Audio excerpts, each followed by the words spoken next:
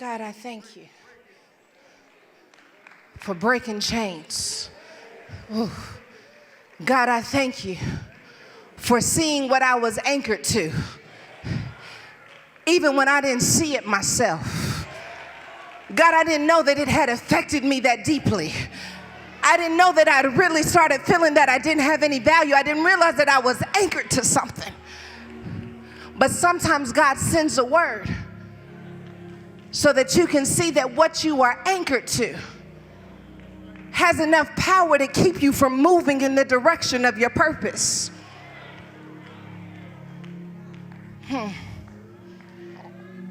And when you truly believe that you being anchored in Jesus makes the difference, you get hungry to get yoked up.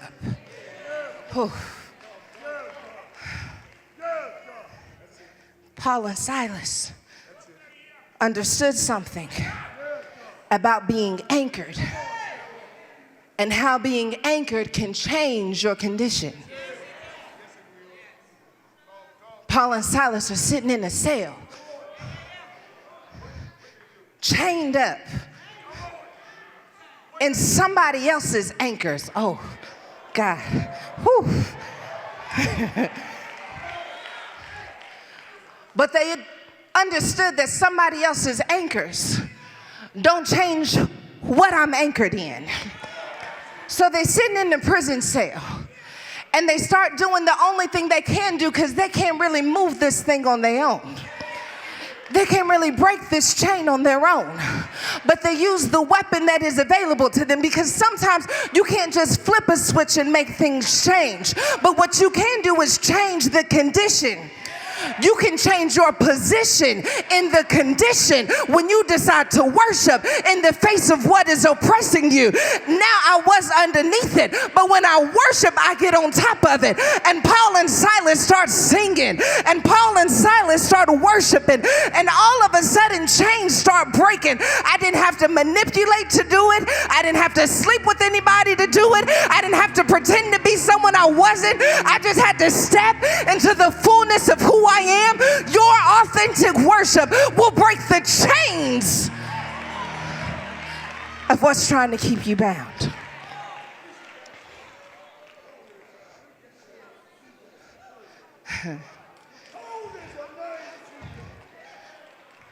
My worship changes where I am positioned in the conditions.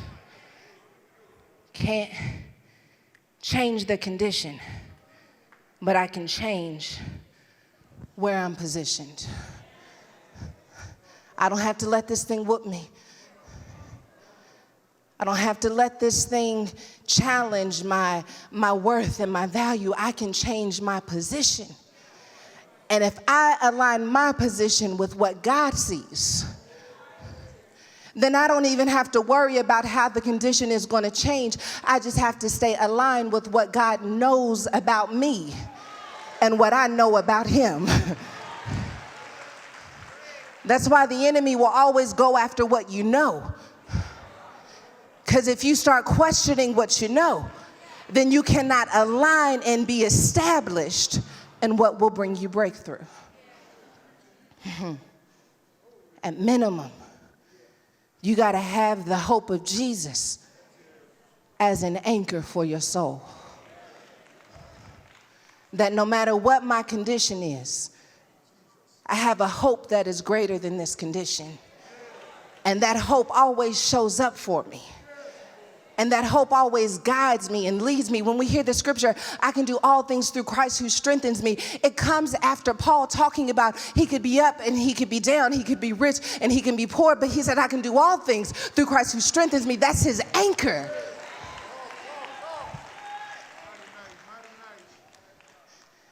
In nautical vessels, it is not uncommon for a ship to have more than one anchor.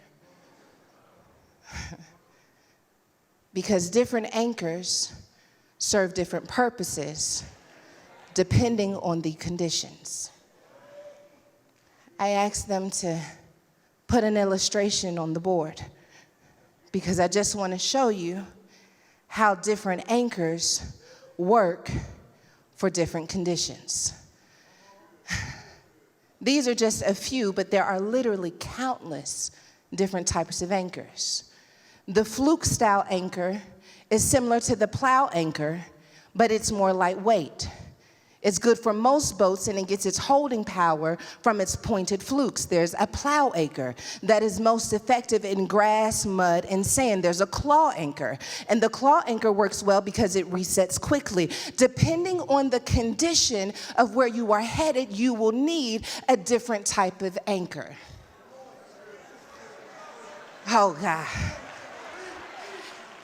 It is not uncommon for a vessel to have multiple anchors based on where they're headed. So yes, I do have to have the hope of Jesus as an anchor for my soul. But I also recognize that as I move in the direction of my purpose, that God sometimes sends me a specific anchor for a specific condition, because God recognizes that in this season, you're going to need a different type of anchor. You have a different type of anchor when you're at the job than when you're at home messing with the kids. I need a different type of anchor for this condition. I have a different type of anchor when I'm standing up here versus when I'm listening to my children. When I'm here, my anchor is speaking. When I'm with my children, my anchor is listening. Different circumstances require a different type of anchor. Bishop Jakes is just as much Bishop Jakes as he is Chairman Jakes, as much as he is the entrepreneur. And in those settings, but depending on the condition of the room, he needs a different type of anchor. This is why I have a book that's coming out April 30th. It's called Power Moves. Ignite your confidence and become a force. I wrote this book because I recognized that we were a culture becoming obsessed with one expression of power. As long as I show up looking strong and like I have it all together, then I'm powerful. But I wrote Power Moves so that we understand that power often moves. And sometimes the most powerful thing you can do is not be the strong friend at all. Sometimes it's being quiet and letting someone else find the strength that God put inside of them. Tell somebody Power Moves. I wrote Power Moves so that you understand that the same power that got you through that last season could find you in this season if you stop looking for it to show up in the same way that you've always known it. The question has to be, God, what is the power that is giving me this day, my daily bread? God, I don't want to be eating off of stale bread because power moves, and I want to move the way that power moves. I don't want to lust for the way that power used to be when God says, I'm calling you to a new source of power. If you don't move when power moves, you'll be like the Sadducees and the Pharisees working off of old power and asking God, how do I accomplish what you've called me to do in the earth? You can only do it if you move with my power.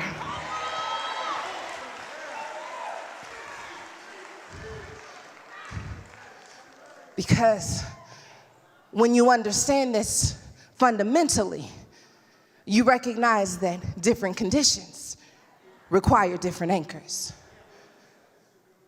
When we find our 70 disciples in this text, our 70 disciples are transitioning from having Jesus in his physical form as their anchor into his word being what anchors them. Oh, this is quite a transition, because for almost 3 years, he has been their anchor in physical presence.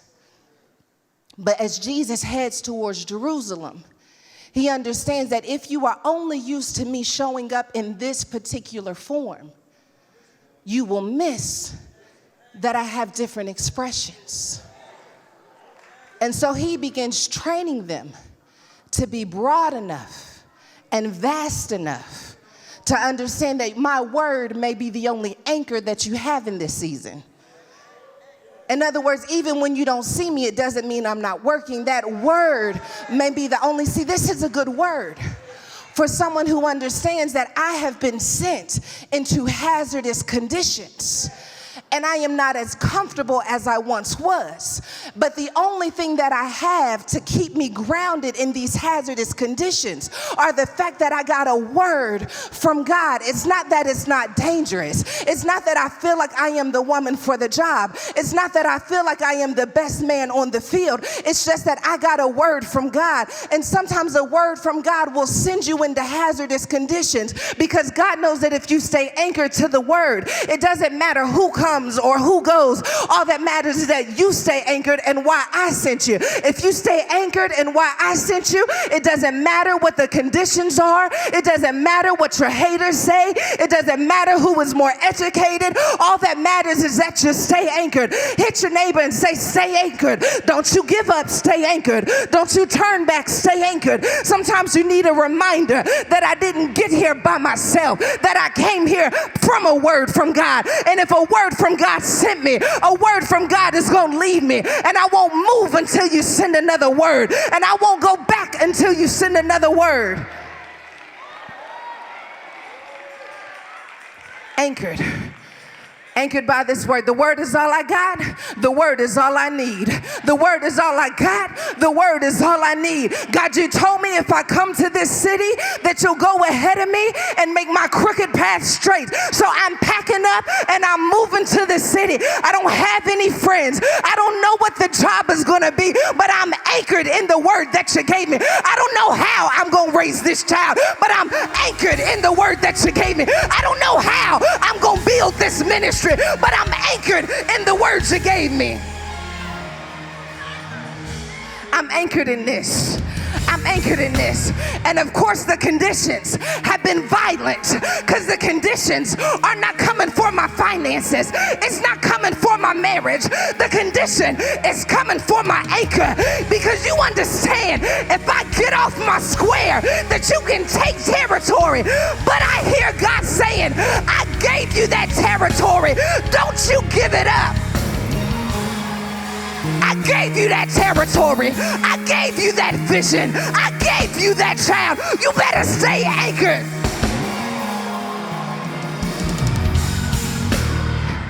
Ten toes down.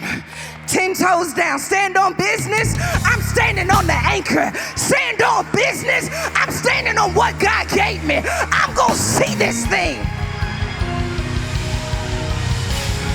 I'm going to see it to the end. I'm going to see it to the end. The wind and waves are coming, but I'm going to see it to the end. The lies are coming, but I'm going to see it to the end. All hell is breaking loose, but I'm going to see it to the end.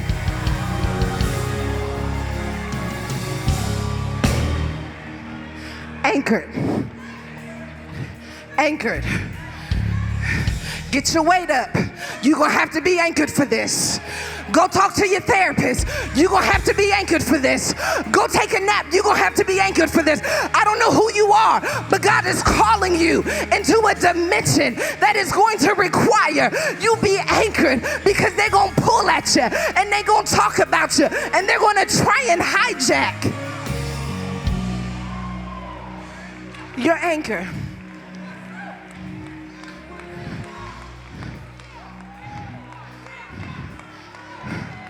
Oh, I don't know who you are, but I hear God saying you're going to have to take your anchor back.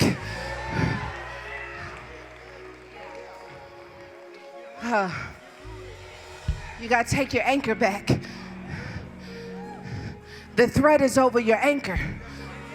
The discouragement is over your anchor. Somebody in this room, you've been dealing with grief. And you've been hurting because you lost your anchor.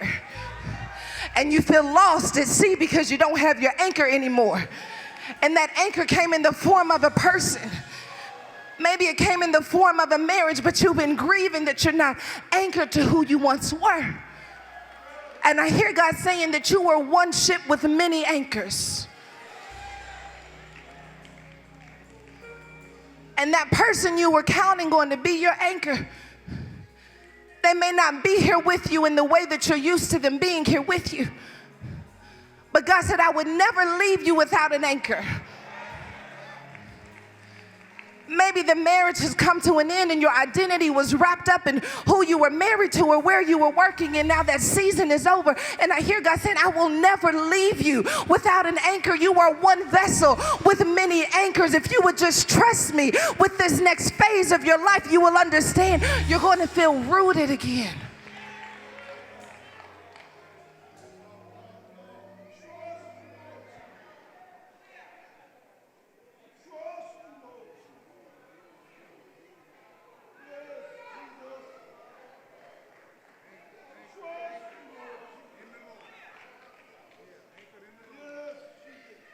That's the sound of somebody getting back to their anchor.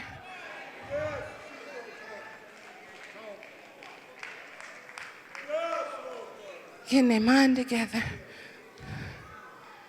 Because I haven't been anchored.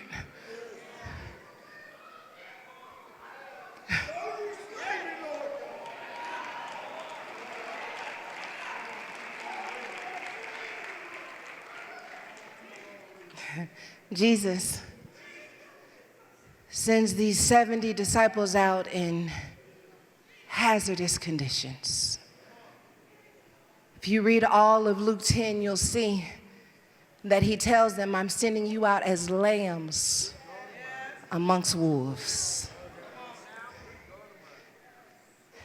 Man, we get so upset with God when he exposes us to hazardous conditions.